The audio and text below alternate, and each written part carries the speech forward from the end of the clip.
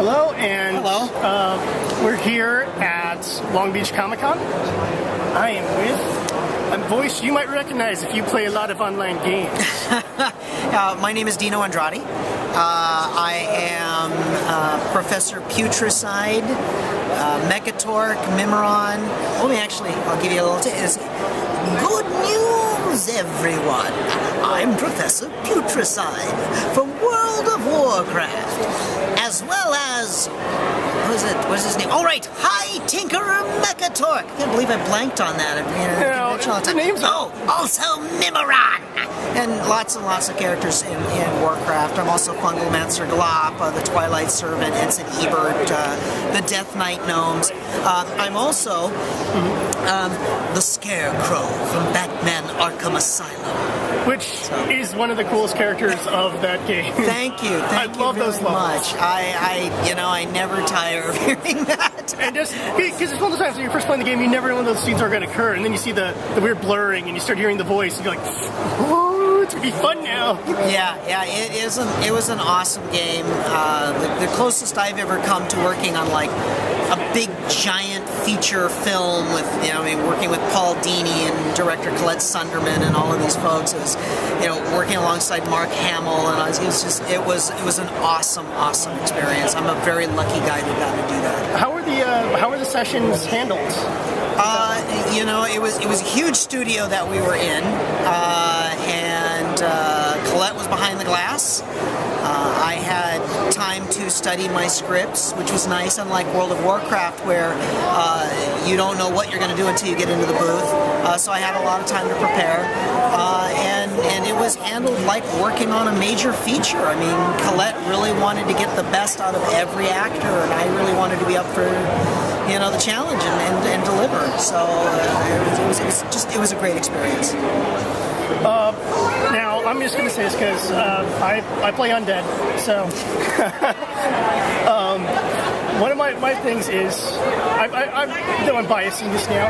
What's your favorite race in the Warcraft universe? Oh, it's got to be the gnomes. I mean, it's got to, again, I'm the Death Knight Gnomes, I'm Mechatork, I'm Mimiron, and it's like, for Gnomregon!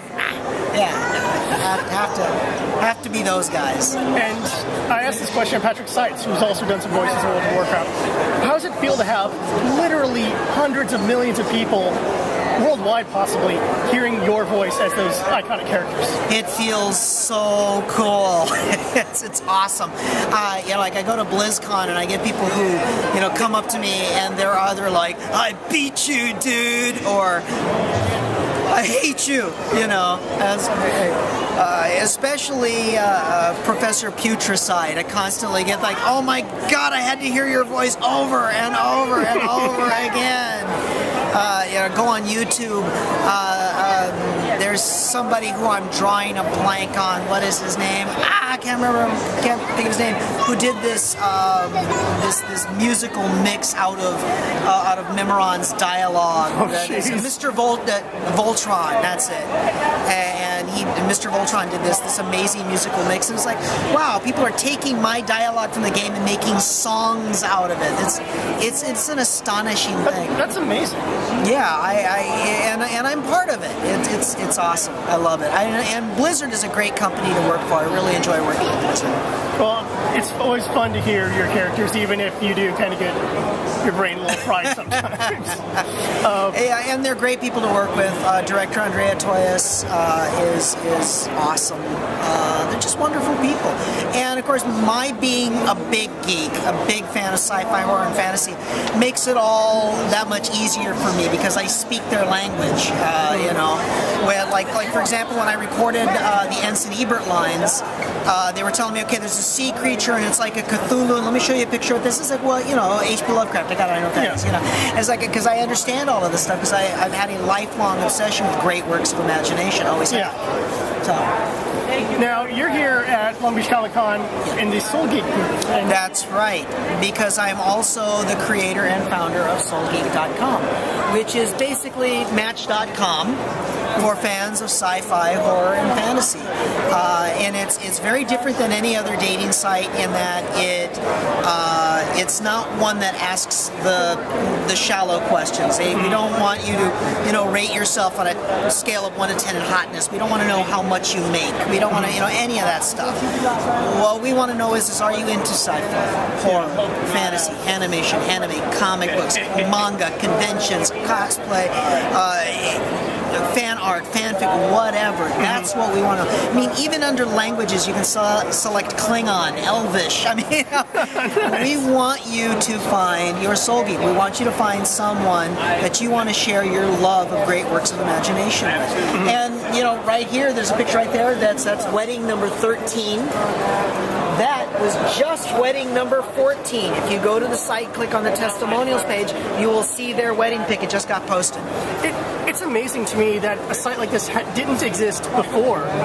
You would think with all the different dating sites that are out there that someone would go, we probably should go and take, nerd culture and make that a dating prerequisite because, as a person who's a fan of Star Wars, it's frustrating when you're talking to someone and they're giving you that glazed over look. And I'm like, no, you don't understand. You see, Malik was once a Jedi, but then he betrayed the Order along with Revan, and they took over and created the Sith Empire, and they're just like, like, no, but it's so cool because... Yeah. Oh, I know. I've known this all my life. I'm not as young as I look. I was actually born September 16th, 1963, the very day The Outer Limits premiered. Oh, wow. 6 weeks before Doctor Who premiered on the BBC, and mere months before Roddenberry shot the original Star Trek pilot, The Cage, at the old Selznick Studios, blocks from where I live. So sci-fi has been a part of my life since the day I was born. Basically, destiny. Yeah, and so I spent a lot of years getting the glazed look when talking about sci-fi, horror, and fantasy, and that's why something like this is just absolutely necessary. As we like to say, you really need to date within your gene pool. This is our gene pool. Yeah. Well, I can easily attest that I've dated some people who were on the nerdy side and some who were not, and it's fun to be with the nerd because you speak the same language.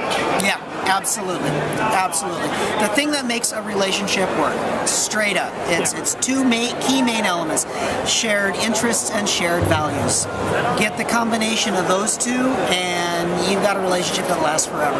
Because as long as you can respect each other, which is where the shared values come from, and then have the interests to revel in for the rest of your lives, you will not only be companions, mates, however you want to put it, but you'll also be best friends. And that's what you want in a relationship that lasts forever. And I speak from experience, because I've gone through that. I've gone through that twice, actually. The first time with a wonderful person who sadly passed away in November of '99, and that's to whom the site was dedicated in memory of. That's why I built the site. And it was built with me and my old high school sweetheart, whom I connected with after 26 years of seeing each other, who also is a huge geek. So I speak from experience, and that's why we built the site, because I wanted people to have what I've been actually lucky enough to have had twice in my life. That's great. Thank you very much. I hope you have a lot of success with the site. Thank you. Thank you very much. It's something we really need. Thank you very much. I really appreciate that.